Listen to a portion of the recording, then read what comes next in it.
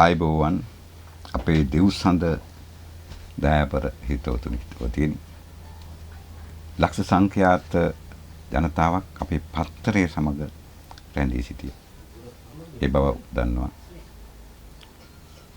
මම මේ මොහොත ඔබ වෙනුවෙන් සුවිශේෂී පණිවිඩයක් හා විස්තරයක් හෙළිදැක්වීම සඳහායි ලබා ගත්තේ. මේ ජූලි මාසයේ අපි දන්නවා ජූලි මාසයේ 4 වෙනිදා විශාල ග්‍රහ යුද්ධයක් තිබෙනවා. බලාපොරොත්තු නොවන එක. ඒ තමයි සටනට අධිපති සටන්කාමී ඡණ්ඩයා ලෙස ග්‍රහලෝව හැසිරෙන නොයෙකුත් නම් වලින් නම් දරාපු කුජ ග්‍රහයා සහ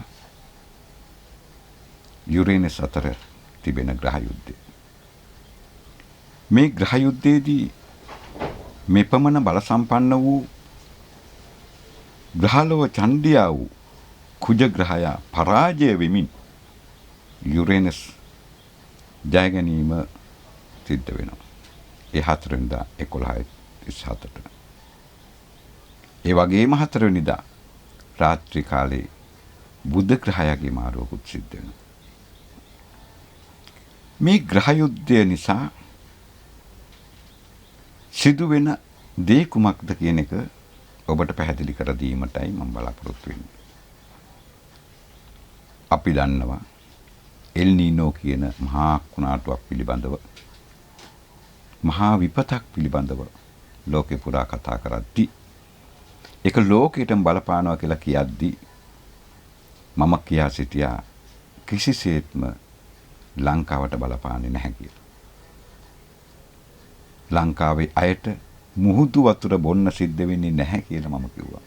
ඒට හේතුව එකක් තමයි මේ ලංකාවේ ඉපදුණු ඔබ අපි හැමෝම ඊටම පින්වන්තයි.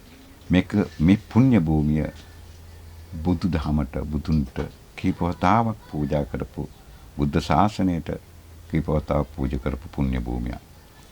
මේ පුණ්‍ය භූමියේ පස් ඇටයක් පස් කඳුලක් පාසාම අපට අයිති නැහැ. ඒක බුද්ධ ශාසනයට අයිති. ඒ උතුම් වූ බුද්ධ ශාසනයට අයිති වූ මේ පුණ්‍ය භූමියේ උපත ලබන ඔබත් ඊටමත් වාසනාවන්තයි. ඔබට කවදාවත් මුහුදු වතුර බොන්න සිද්ධ වෙන්නේ නැහැ. ඒ වයින් අඩපාඩුවක් නැතුව අපට වතුර ලැබේ. මෙහෙනම් මෙන්න මේ ග්‍රහ යුද්ධයෙන් සිද්ධ වෙන්නේ කුමක්ද?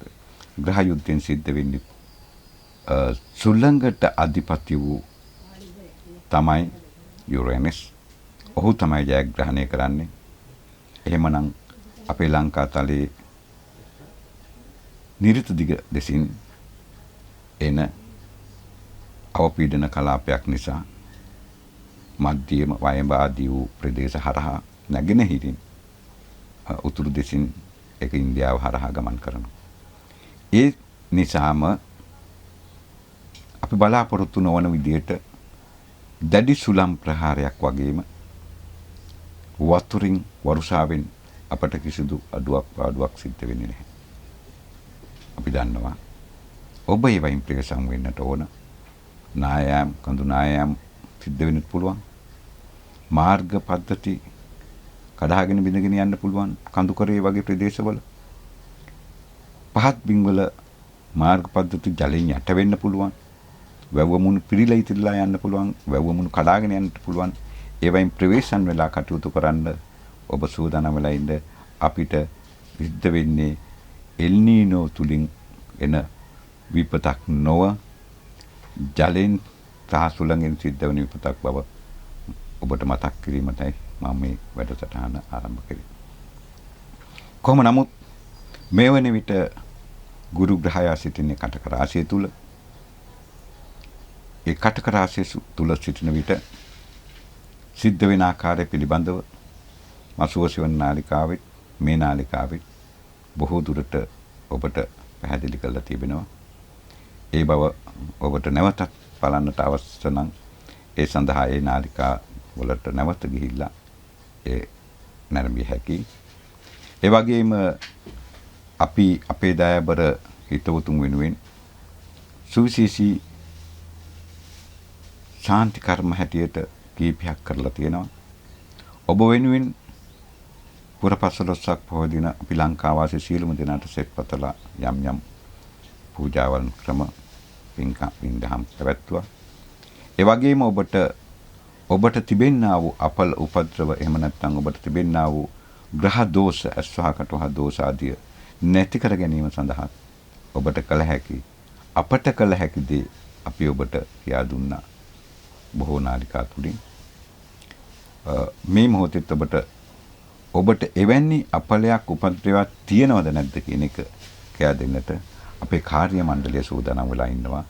ඔබට පුළුවන් මේ දැක්වෙන දුරකථන අංකයට දුරකථන පණිවිඩයක් නෙවෙයි WhatsApp පණිවිඩයක් ලබා දෙන්න ඔබගේ ජන්මපත්‍රය පරීක්ෂා කර ගැනීම සඳහා අවසන කාර්ය මණ්ඩලය සූදානම් වෙලා ඉන්නවා. ඒ වෙනුවෙන් කැප වෙලා ඉන්නවා. ඒ කාර්ය ඔබ මේ අවස්ථාවේ ලබා ගන්න හැටියට ඔබට මතක් කර සිටිනවා. ඒක ඔබ කළ යුත්තේ ඔබ WhatsApp පණිවිඩයක් මගින් ඔබගේ උපන්දිනය උපන් වේලාව උදේද හවසද රාත්‍රියේද එහෙම නැත්නම් ඒ වගේම උපන් ස්ථානයක් පැහැදිලිව දෙන්න ඔබේ නම කම ඇඩ්‍රස් එකත් පැහැදිලිව ලබා දෙන්න. එවිට ඒ කාර්ය මණ්ඩලය සඳහා ඔබට වැය වෙන මුදල දැනුම් දේවි. ඊටමත් සුළු මුදලක් තමයි වැය කරන්න සිද්ධ වෙන්නේ. ඒ සඳහා ඒ ලබා ගන්න ආකාරයත් ඔබට දැනුවත් කරાવી. ඉන්පසු ඔබගේ කේන්ද්‍රයේ පිටපත මාලාව පරීක්ෂා කරවා මගේ හඬින්ම ඔබට ඇහෙන්නට සලස්වාවි. ඔබට අපි කරන ඒ සේවාව ඊටමත් සුළු කාලයක් තමයි බලාපොරොත්තු වෙන්නේ. දිගටම කරගෙන යන්න අපහසු වුණොත් අපේ කාල සීමාව තුළ ඔබ ඒ ප්‍රයෝජන ගනී කියන එක නැවතත් ඔබට මතක් කර සිටිනවා. ඔබට ජය වේවා.